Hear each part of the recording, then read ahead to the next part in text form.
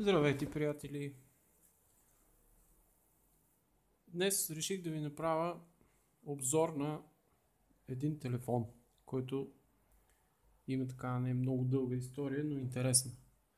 Получи се нещо интересно, което на мен така ми направи впечатление и реших да го споделя с вас. Телефонът е Lenovo S60, но тук се вижда S60W. Телефончето си го купих от Китай, естествено AliExpress, пристигна, перфектен външен вид, без проблеми. Поставих си му кейсче, поставих си му отпред защита на екранчето и си го ползвах, включвах го, изключвах го и така нататък. Къде е интересното? Има си всичко, айде като се зареди да покажа, тъй като къде е цялата история? В смисъл, в момента телефона го продавам. Защо го продавам? Малко по-късно ще обясня. Има си всичко, зарядно, кабел и преходник. Комплекта. Така. Телефона за мен работи перфектно и работеше перфектно. 5 инча дисплей, 4 ядрен процесор, 2 ГБ RAM, 8 ГБ вътрешна памет, мисля, че беше, да, така е. 13 мегапиксела камера. Ето сега ще му свалиме кейсчето. 13 мегапиксела задна камера с светкавица. Предната камера, мисля, че е 5 мегапиксела. Също не е много зле. От ползване, така, сега на секунда, тук имаме два слота. Единият е слот за допълнителна карта памет, а друга е слот за двете карти симки. В смисъл, телефона поддържа две сим. От ползването ми, какво му се случи на телефона? Тук е перфектен, леко надран. Ето тук, не знам дали се вижда. То не е надран, просто останали са някакви следи. Не съм го изпускал, но общо взето има някакви следи от употреба. Тук също е нещо като чукнато ли. Някъде може и да съм го чукнал, нищо чудно. Общо взето това са му следите от използването. И сега какъв е така казуса? При поставянето на телефона за продажба на доста добра цена, то между другото вие виждате цената, много хора взеха да ми пишат, много хора го искаха и така нататък и така нататък. Постоянно пишат, постоянно искат да го видят и в крайна сметка се намери един така клиент, който реши, че телефона е неговия, ще го купи, взе го човека и само след 20 минути ми звъни и ми казва, това нещо е менте. Китайско менте. Откъде е купено? От Китай. Това нещо е менте. Защо е менте? Защото има W. Тук не знам дали се вижда хубаво, но на самата кутийка наистина си пише, че е Lenovo S60W.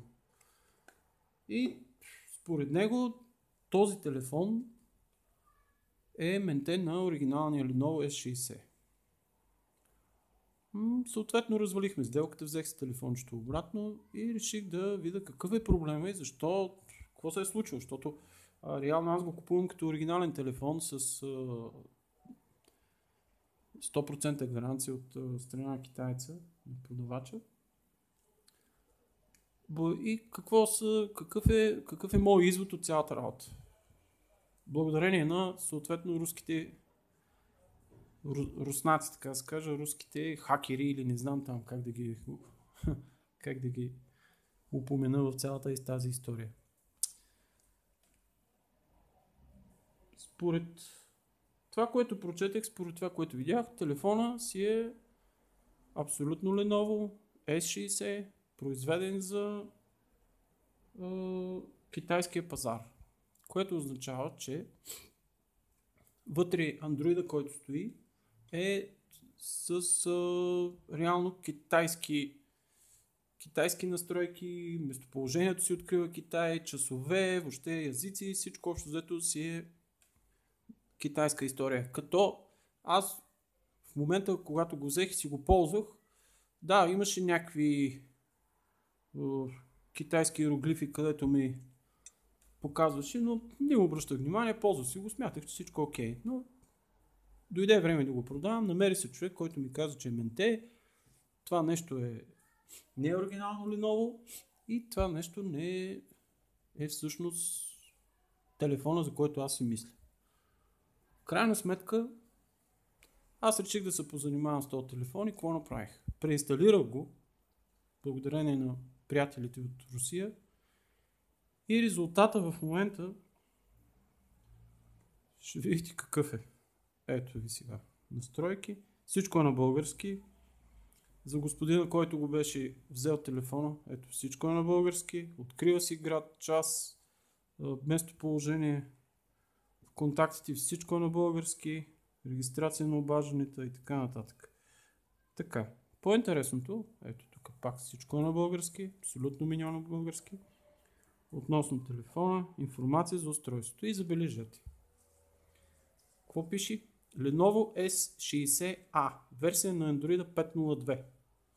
Ниво на корекцията, това на сигурността нямам идея. Версия на радиомодула, това смятам, че не се е променило. Номер на версията. Така, процесор. Виждали са? 4 ядрени но 2, 2 ГБ RAM, 8 ГБ ROM или вградена памет. В момента телефона е с абсолютно всичко на български, с 4G. Няма карта в момента, иначе бих показал. Не мога да разбера къде беше проблема и какво толкова плаши хората или по-точно господина, който го беше взел. Реално, всъщност грешката е там, че той е бил с Android, който е за китайския пазар и общо взето той беше мултинационално езика, обаче български излизаше наполовина английски, половина китайски, наполовина български. Мен това не ме бъркаше, но явно хората забелязват и наистина може би е така. Сега нямам никакви забележки. Това е за сега перфектно е всичко. Ето с Android 5.02, какво ми дойде, инсталирано. YouTube, карти, заключване, изтегляне, ръководство, файлови, имейл, игри има някакви, Google Chrome, съобщения, контакти, всичко перфектен български, без абсолютно никакви проблеми. Начален екран, камера, 13 мегапиксела, наистина е така. Сработва. Ето. Овенчето. Без да съм правил абсолютно никакви настройки. Най-вероятно трябва да се правят някакви настройки. Така. Автофокус.